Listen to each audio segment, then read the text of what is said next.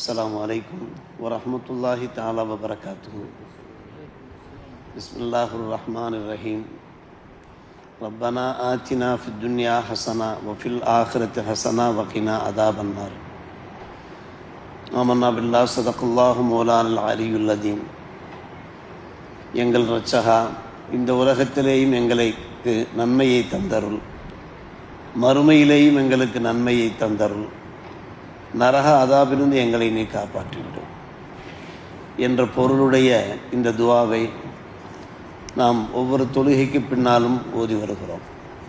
மிக அற்புதமான ஒரு துவா, அனைவரும் அறிந்த துவா. இந்த துவாவுக்கு பல்வேறுபட்ட விளக்கங்கள் இருந்தபோதும் கூட முக்கியமாக முஃபஸ்ஸிரீன்கள், குர்ஆன் விரிவுரையாளர்கள் சொல்கிற விளக்கம், ரப்பனா ஆத்தினா ஃபித் துன்யா ஹசனா என்றால், ஹசனா என்றால் அல் மர்அத்து சாலிஹா, சாலிஹான மனைவி. வஃபில் ஆஹிரத்தி ஹசனா என்றால் மறுமையிலே சொர்க்கத்தை தா. இரண்டாவது ஹசனாவுக்கு விளக்கம் சொர்க்கம். முதலாவது ஹசனாவுக்கு அல் மர்அத்து சாலிஹா, உலகிலே நாம் வாழ்கிற போது நமக்கு சாலிஹான மனைவி கிடைக்க வேண்டும், மறுமையிலே சுவனம் கிடைக்க வேண்டும். இந்த இரண்டும் கிடைத்துவிட்டால் நரக அதாபிலிருந்து நாம் காப்பாற்றப்பட்டு விடலாம். வக்கினா அதாபன்னார் என்ற ஒரு அருமையான விளக்கத்தை தருகிறார்கள். கல்யாணங்கள் நடைபெறுகின்ற காலகட்டம், இந்த துவாவை நாம் இந்த நிய்யத்தோடு நாம் ஓதி வர வேண்டும். நம்முடைய பிள்ளைகளுக்கு, நம்முடைய பேர பிள்ளைகளுக்கு நல்ல சாலிகான ஜோடிகள் கிடைக்க அந்த நிய்யத்தோடு நாம் இந்த துவாவை ஓதி வர வேண்டும். குறிப்பாக அதற்கான நல்ல முயற்சிகளையும் செய்ய வேண்டும். நாம் நம்முடைய பிள்ளைகளுக்கு ஜோடிகளை தேடுவதற்கு முன்னாலே அவர்கள் எப்படிப்பட்டவர்கள், நல்லவர்களா, இறையச்சம் உள்ளவர்களா, ஒழுக்க சீலர்களா என்பதையெல்லாம் நாம் நன்கு ஆலோசித்து ஒரு நல்ல முடிவுக்கு நாம் வர வேண்டும். நல்ல முடிவுக்கு வருவதற்கு முன்னாலே நாம் எந்த வரன்கள் பார்க்கிறோமோ அவர்களுடைய அந்த வெளித்தன்மையை மட்டும், நாம் வெளி தோற்றத்தை மட்டும் நாம் பார்க்கக்கூடாது. அவர்கள் மிகப்பெரிய பங்களாக்களில் வசிக்கிறார்கள், செல்வந்தர்களாக இருக்கிறார்கள், நல்ல பவிசோடு இருக்கிறார்கள் என்று மட்டும் நாம் பார்க்கக்கூடாது. மாறாக நல்ல குணசீலர்களாக இருக்கிறார்களா, இறையச்சம் உள்ளவர்களாக இருக்கிறார்களா, நாம் நம்முடைய பிள்ளைகளை மனம் முடித்து கொடுத்தால் அவருடைய வாழ்க்கை சிறப்பாக அமையுமா, மார்க்கமுடையவர்களாக இருக்கிறார்களா என்பதைத்தான் நாம் முக்கியமாக பார்க்க வேண்டும். பெருமானார் ரசூலே கரீம் ஸல்லல்லாஹு அலைஹி அவர்கள் பகிர்ந்தார்கள், ஒரு பெண்மணி 4 காரணங்களுக்காக மனம் முடிக்கப்படுகிறாள். 1 அழகுக்காக, 2 செல்வத்திற்காக, 3வது வம்சாவளிக்காக, உயர்ந்த குடும்பத்தை சார்ந்தவள் என்பதற்காக, 4வது அவளுடைய தீனுக்காக. 4 விஷயங்களுக்காக வேண்டி ஒரு பெண் தேடப்படுகிறார். நல்ல செல்வந்த குடும்பத்தில் பிறந்த ஒரு பெண்ணா, அதே போன்று அவருடைய குடும்பம் ஊரில் நல்ல செல்வாக்கு மிக்க குடும்பமா, அதே போன்று பெண் அழகாக இருக்கிறாரா என்பதை நாம் பார்க்கிறோம். ஆனால் முக்கியமாக பார்க்க வேண்டியது தீன். அந்த பெண்ணிடத்தில், பெண் குடும்பத்தினிடத்தில் தீன் இருக்கிறதா என்று பார்க்க வேண்டும். பெருமானார் ரசூலே கரீம் ஸல்லல்லாஹு அலைஹி ஃபலுஃபர் பிதாத்தி தீனி தரிபத்தி ஏதாக்க என்கிறார். தீனுடைய பெண்ணை நீங்கள் மனம் முடித்து வெற்றி பெறுங்கள் என்கிறார். வெற்றி என்பது, லஃபர் என்பது மார்க்கத்தில் தான் இருக்கிறது என்று நபிகள் நாயகம் எடுத்துரைக்கிறார். அப்படியானால் இந்த உலகத்தில் அல் மர்அத்து சாலிஹா, சாலிஹான மனைவி, அந்த மனைவிக்கான இலக்கணம் என்னவென்று கேட்டால், அந்த பெண்ணிடத்தில் மார்க்கம் இருக்க வேண்டும், அல்லாஹுடைய அச்சம் இருக்க வேண்டும். பலமுறை நாம் கேட்ட ஹதீஸ் தான், அத்துன்யா மத்தா, உலகம் முழுவதும் சுகண்டியான பொருள்களாக இருக்கின்றன, வஹைரு மத்தாயிஹா அல் மர்அத்து சாலிஹா, நாம் அனுபவிக்கின்ற அந்த இன்பங்களிலே ஒரு சிறந்த இன்பம் அல் மர்அத்து சாலிஹா, சாலிஹான மனைவி. சாலிஹான மனைவிக்கு என்ன இலக்கணம் சொன்னார்கள் பெருமானார் ரசூலே கரீம் ஸல்லல்லாஹு அலைஹி அவர்கள்? ஒரு மூமின், நம்மை போன்ற ஒரு மூமின், நமக்கு அல்லாஹ் தருகிற முதல் பாக்கியம் இறையச்சம். நேற்று இறையச்சம் பற்றி பேசணும். அந்த இறையச்சத்திற்கு பின்னாடி அடுத்த பாக்கியம் என்று ஒன்று இருக்கிறது என்றால் பெருமானார் ஸல்லல்லாஹு அலைஹி பேசுகிறார்கள், மர்அத்து சாலிஹா, வீட்டுக்கு வருகின்ற மனைவி தான், சாலிஹான மனைவி தான். சாலிஹான மனைவி யார்? இலக்கணம் சொல்கிறார்கள் பெருமானார் ரசூலே கரீம் ஸல்லல்லாஹு அலைஹி அவர்கள். இன் அமராக அத்தாத்து கணவன் அந்த மனைவியை பார்த்து இப்படி செய்யுங்கள் என்று கட்டளையிட்டால் உடனே அந்த கட்டளைக்கு கட்டுப்படுவார். நம்பர் 2, வையின் நதர இலைகா சரத்து, தம்முடைய மனைவியை கனிவோடு கணவன் பார்த்தால் மகிழ்ச்சி ஊட்டுவாள், கணவனுக்கு மகிழ்ச்சி ஊட்டுவாள், வெறுத்து ஒதுக்க மாட்டாள். நம்பர் 3, வையின் அக்ஸம அலைகா அபர்ரத்து, அல்லாஹ் மீது சத்தியமிட்டு நீ இப்படி செய்ய வேண்டும் என்று சொன்னால் அதை உடனடியாக நிறைவேற்றுவாள். நம்பர் 4, வையின் காப அன்ஹா ஹஃபிதத்து ஃபி நஃப்ஸிஹா வ மாலிஹா, வெளியூர் சென்றிருந்தால், கணவன் வெளியூர் சென்றிருந்தால் அந்த கணவனுக்கான அந்த செல்வங்கள் உடைமைகளையும் அவள் பாதுகாப்பால், தன்னுடைய கற்பையும் பாதுகாத்து கொண்டாள். இவர்தான் அல் மர்அத்து சாலிஹா என்று இலக்கணம் வகுத்தார்கள் பெருமானார் ரசூலே கரீம் ஸல்லல்லாஹு அலைஹி வஸல்லம் அவர்கள். இந்த இலக்கணத்திற்கு ஏற்றவாறு நாம் மனம் முடிக்கின்ற அல்ல மனம் செய்விக்கின்ற அந்த பெண்மணி இருக்கிறாரா என்பதை நாம் மிக மிக முக்கியமாக நாம் பார்க்க வேண்டியிருக்கிறது.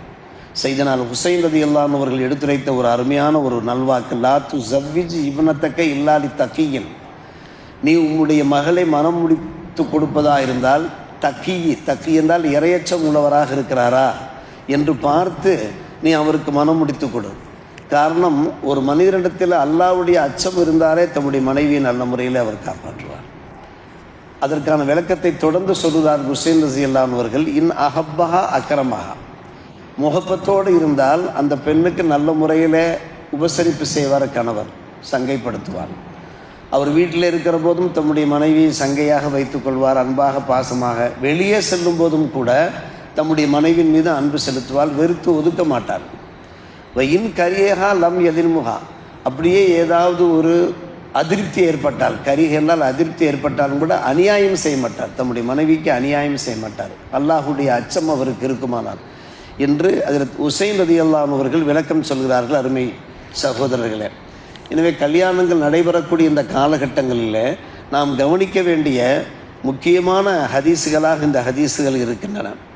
பெருமானார் ரசூலே கரீம் ஸல்லல்லாஹு அலைஹி வஸல்லம் அவர்கள் காலத்திலே சில சம்பவம், அதற்கு பின்னால் ஒரு காலத்திலே ஒரு சம்பவம்.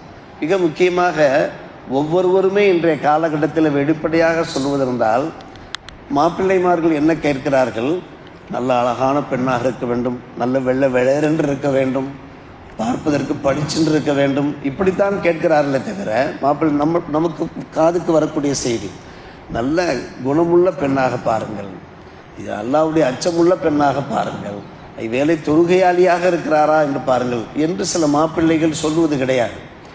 ஆனால் உண்மையிலே பார்த்தோம் என்றால் கலரை வைத்து, நிறத்தை வைத்து, கவர்ச்சியை வைத்து நாம் திருமணம் முடிப்பதில் சில சமயம் வெற்றி காண முடியாது.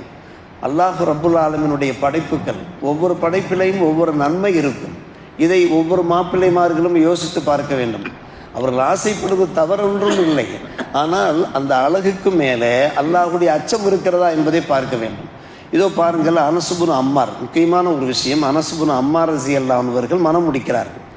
ஆனால் அவர்கள் எதிர்பார்த்த மாதிரி மனைவி அமையவில்லை. முதல் இரவிலே சந்திக்கிறார்கள். சந்தித்த போது பார்த்தோம் என்றால் அந்த பெண்மணி பார்ப்பதற்கு அழகாக இல்லை, ஜமீலத்தில் வஜகாக இல்லை, அழகிய தோற்றமுடையவராக இல்லை. மிகவும் வருத்தமாக அமர்ந்து விட்டார்கள். நாம் நினைத்தது ஒன்று, நமக்கு கிடைத்தது ஒன்றாக இருக்கிறது, ஒரு அழகான மனைவி நமக்கு கிடைக்காமல் போய்விட்டாரே என்ற கவலையோடு இருக்கிற போது அந்த பெண்மணி தம்முடைய கணவனை சந்திக்கிறார்கள். சொல்லுகிறார்கள், யா அனஸ், என் அன்பு கணவர் அனஸ் அவர்களே, லா தஹ்சன், நீங்கள் கவலைப்படாதீர்கள், ஃபஇன்னல் கைர யக்கூனு காமினன் ஃபி ஷர்ரி, சில விஷயங்கள் ஷர்ராக உங்களுக்கு தெரியும், அது ஒரு குறையாக உங்களுக்கு தெரியும், அந்த குறைக்கு உள்ளே சில நன்மைகள் இருக்கும், அது மறைந்திருக்கும், நமக்கே தெரியாது. மிக அழகான வார்த்தைகளை கொண்டு பேசுகிறார். குர்ஆனிலே அல்லாஹ் சொல்ல, சில விஷயங்கள் நீங்கள் வெறுப்பீர்கள், ஆனால் அதில் தான் கயிறு இருக்கும், சில விஷயங்கள் நீங்கள் விரும்புவீர்கள், ஆனால் அதில் ஷர்ரு இருக்கும் என்று பெருமானார் ரசூலுல்லாஹி கரீம் ஸல்லல்லாஹு அலைஹி வஸல்லம் இந்த ஆயத்தை அடிக்கடி ஓதி காண்பிப்பார்கள். அந்த ஆயத்தை அடிப்படையாக வைத்துத்தான் அந்த பெண்மணி சொல்கிறார்கள், நீங்கள் ஆசைப்பட்ட எதிர்பார்த்த அழகு இடத்துல இல்லாவிட்டாலும் கூட, அது உங்களுக்கு ஒரு ஷர்ராக தெரிந்தாலும் கூட அந்த ஷர்ருக்குள் ஒரு கயிறு இருக்கும் என்று சொன்ன உடனே அவருக்கு மிகவும் சந்தோஷமாக ஆகிவிட்டது. நம்முடைய மனைவி இவ்வளவு அறிவுபூர்வமாக இந்த களிமா இருக்கிறதே அவருடைய மனசில் அப்படியே ஆழமாக மக்களத்தை என்கிற அரபி வாசகத்தை பார்க்கிறோம். இதயத்திலே அது ஒரு தாக்கத்தை ஏற்படுத்தியது. இன்னும் அல்லாஹ்வுக்கு சுக்ரியா செய்தார், அல்லாஹ்வை புகழ்ந்தார், சேர்ந்து வாழ ஆரம்பித்து விட்டார். அவருடைய மனநிலைமை மாறிவிட்டது, அந்த மனைவி மீது அன்பு செலுத்த ஆரம்பித்து விட்டார்.